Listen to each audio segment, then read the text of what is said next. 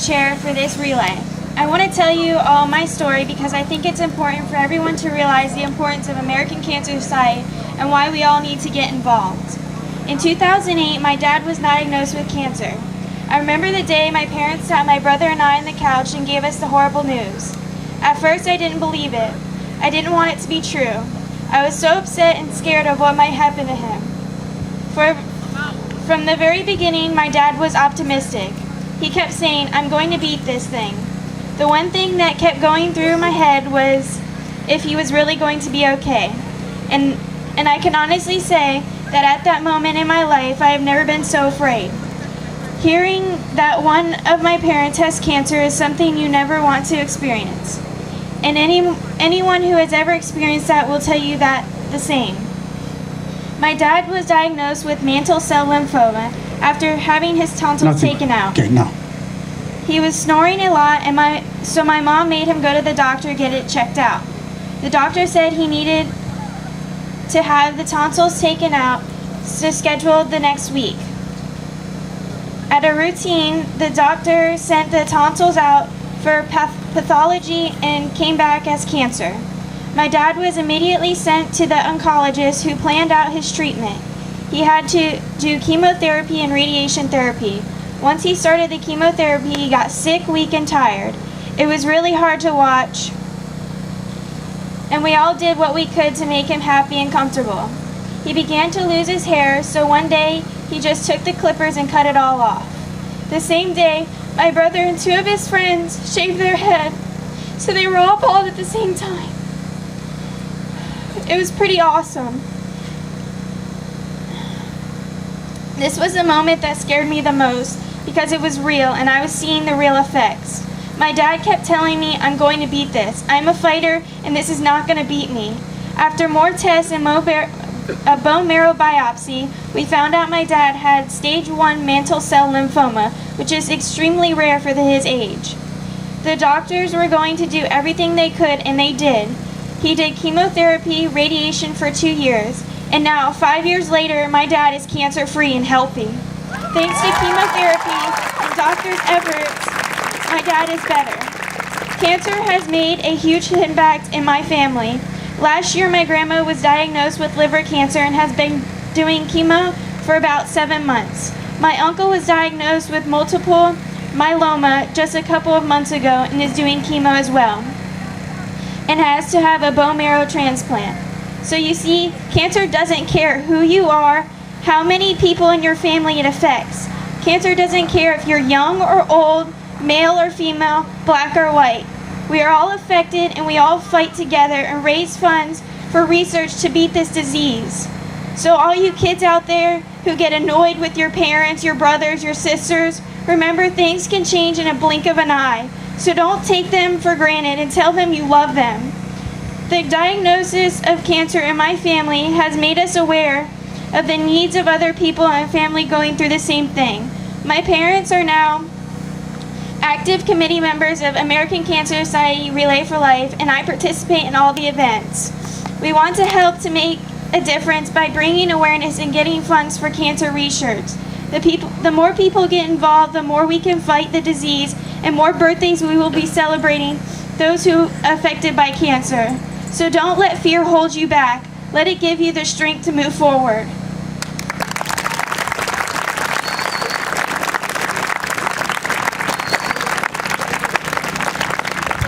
Thank you.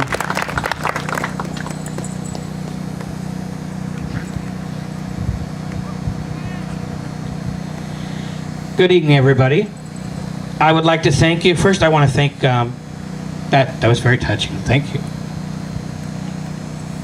Good evening, and I do want to thank you all for coming to the Royal Palm Beach Relay for Life Luminaria ceremony.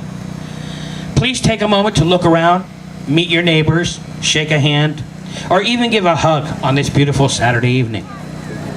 Many of us will be here for 18 hours.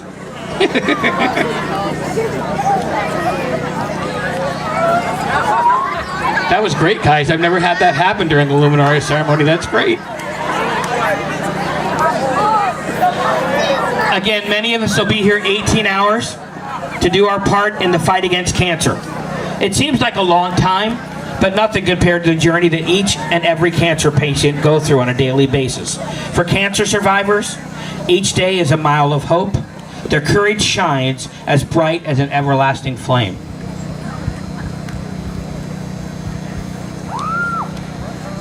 I know we have several people with us tonight that are recovering from cancer. Some are still receiving treatments, and some are proud to say they're survivors.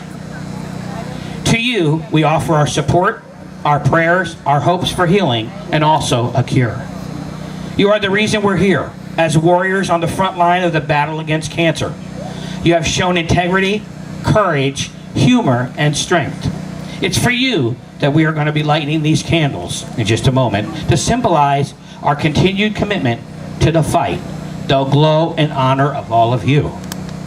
Cancer turns many lives upside down. It can test the limits of relationships and loyalties and friendships. Tonight, we pay tribute to you. Those of you are, in the truest sense, givers of care. To the doctors, nurses, caregivers, and all the volunteers that work with cancer patients, we support and give you strength. You help us endure treatment, the trauma of hair loss, and much pain. You have shared in our joys and sufferings, our triumphs and our setbacks. We could have not done this without you. We are grateful, and we do all love you. Is Taylor Renee here? Okay, we're going to have Taylor Renee come up and sing a quick song for you. Are you ready to go? We're going to have Taylor Renee do this.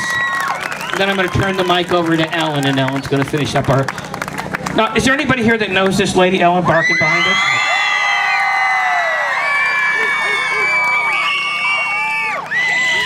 So we're going to let her finish up in a moment. We're going to let Taylor Renee start off with this beautiful song for you. Oh yeah, I just one quick announcement. If somebody who has the bounce house going over there, if somebody could just run over and unplug the generator for a moment, that would be great.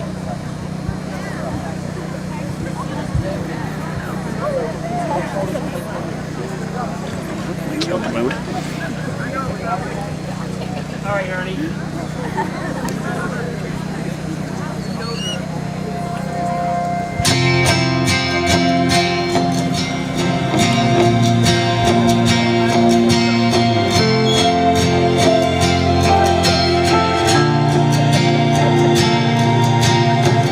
Dropped the phone and burst into tears.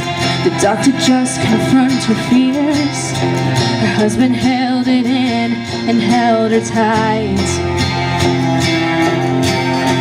Cancer don't discriminate or care if you're just 38. With 3 kids who need you in their lives. He said, I know that you're afraid, and I am too.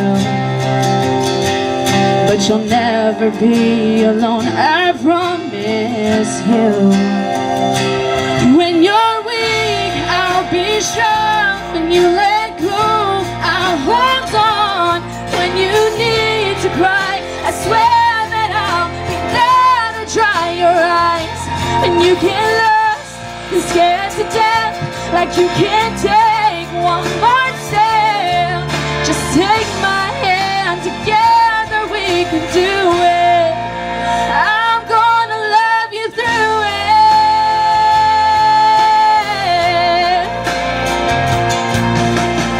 She made it through the surgery fine. They say they caught it just in time, but they had to take more than they planned. Now it's 4 smiles and baggy shirts to hide what the cancer took from her. And she just wants to feel like a woman again.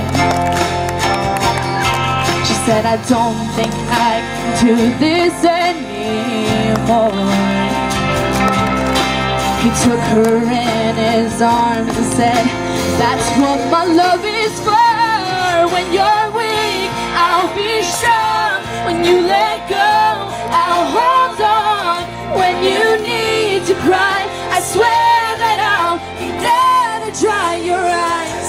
When you feel lost and scared to death, like you can't take one more step, just take my hand.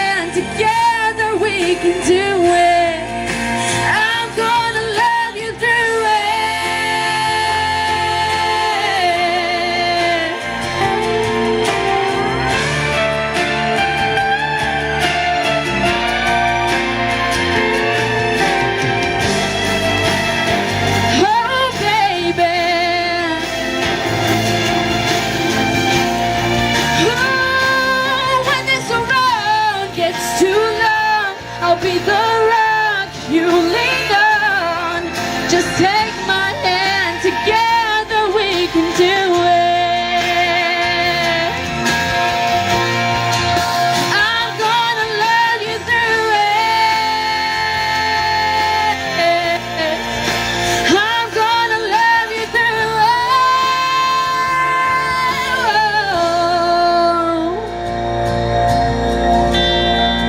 I'm gonna love you through it. Thank you.